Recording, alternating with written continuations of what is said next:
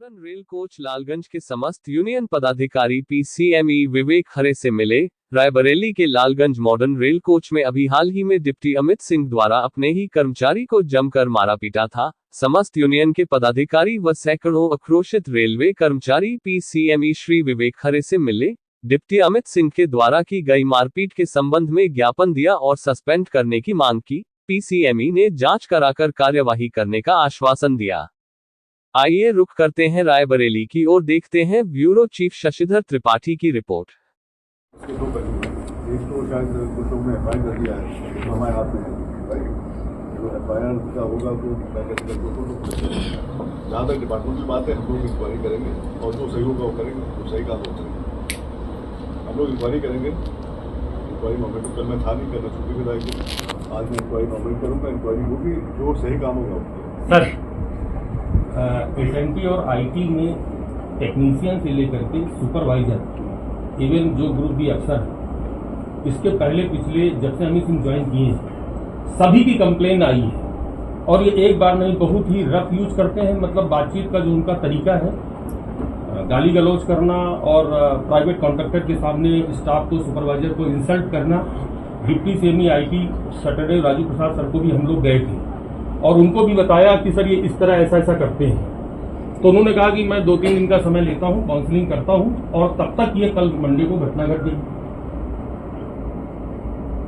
अब सवाल ये है सर कि जब एक क्लास 1 अफसर अपने ही सुपरवाइजर को मार रहा है और इसके पहले एक भी सर ऐसा स्टाफ नहीं है, वहां सुपरवाइजर नहीं है जो उनसे संतुष्ट हो, तो लोग ये चाहते हैं कि एडमिनिस्ट्रेशन की तरफ से अमित सिंह के अगेंस्ट में क्या हो रहा है। मतलब ये बहुत सब लोग पूरा इसीलिए आए हुए हैं कि एज ए पीसीएमई सर आप मतलब उनके खिलाफ एक्शन लीजिए सर, क्योंकि अमित सिंह की ये पहली घटना नहीं है सर। और वो जिस रेल में रहे सर, प्रीवियस रिकॉर्ड आप देख लीजिए, वो हर जगह ऐसा करते आए हैं।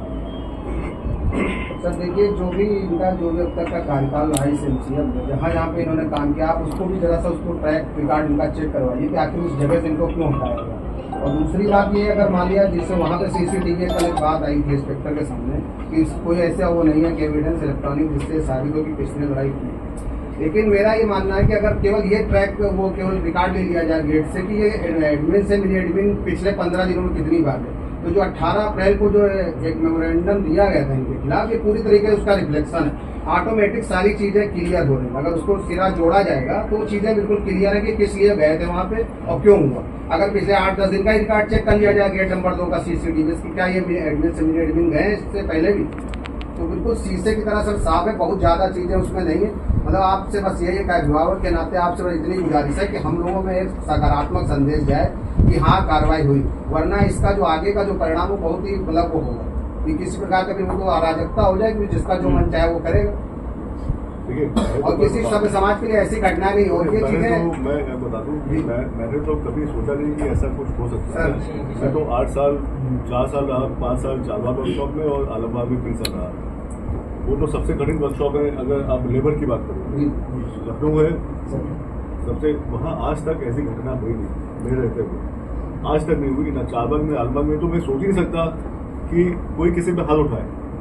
गाली गलौज भी नहीं हुई कभी, और अफसर तो छोड़ दो, आप स्टाफ और सुपरवाइजर के बीच में भी ना हाथापाई में गाली गलौज कभी नहीं हुआ।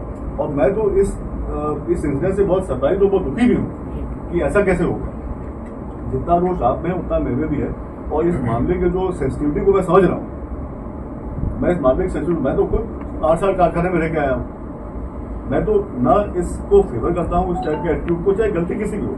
मैं अभी नहीं कह रहा गलती किसी की, उसको एक बार छोड़, लेकिन ऐसा जो है व्यवहार ना सुपरवाइजर को होना चाहिए ना अफसर को नहीं होना चाहिए। ठीक है, और अफसर को बड़े भाई का रोल हमेशा अदा करना चाहिए। अगर गलती है छोटे भाई से हुई है तो उसको फिर किसी तरह सुधारा जाए, माफ किया जाए। ठीक है, ये मेरा रोल है सीएमई। ठीक है, मैं आपको देखो, गलती अब जैसे परिवार है, मैं तो ये मानता हूँ कि इट्स अ फैमिली। ठीक है, वी आर अ फैमिली। अब फैमिली में क्या है कि कोई कैसा है कोई कैसा है, लेकिन चल को तो सबको साथ ही लेके चलना पड़ेगा। आप तो किसी को छोड़ नहीं सकते कि छोटे भाई को छोड़ दिया, बड़े को छोड़ दिया, इनको छोड़ दिया। We all have to move together, right. तो मैं तो ये मानता हूँ कि एज अ सीनियर या even as a officer, my job is to take care of everybody and act as a big brother. ठीक है, ये मेरा अपना व्यक्तिगत मामला है और इसीलिए मैंने 8 साल वहां पे निकाले। एक इंसिडेंट नहीं, नॉट अ सिंगल। आप स्टाफ और सुपरवाइजर छोड़ दीजिए, सुपरवाइजर और स्टाफ में भी बड़ा अच्छा संबंध था, बहुत अच्छा संबंध। आप पता करिए कभी ऐसा हुआ हो तो मैं तो इस बात से बहुत सरप्राइज हूँ। नाउ अब अगर आप इस मुद्दे की बात करो, मैं देखिए कल छुट्टी पर, मैं आज ही आया हूँ यहाँ पे, तो मैं इस पे देखता हूँ क्या सही होगा गलत होगा। नहीं, अब यहाँ पे सर और सस्पेंशन से पनिशमेंट नहीं होता है, वो जांच को प्रभावित न कर सके इसके लिए उनको हटाइए काम से, उनको सस्पेंड कीजिए। वहाँ से जांच से हटे वो आपको पता है, वो एक डिप्टी हमारा डिप्टी को बोलेगा कि यार तुम्हारा ये आता है यहाँ पे नेतागिरी करने, रोको तो हमको भी रोकेंगे, हर किसी को रोक दिया जाएगा सर। हो ही नहीं सकता सर, कुछ कोई जांच हो नहीं सकती है उनके रहते हुए। जैसा कि आप कह रहे हैं कि भाई एमसी मतलब ये पोस्ट पे नहीं रहेंगे, तो पोस्ट कुछ ही बदल दीजिए, आप कहीं मतलब टीटी से भेज दीजिए, लेकिन डिप्टी सब एक ही है।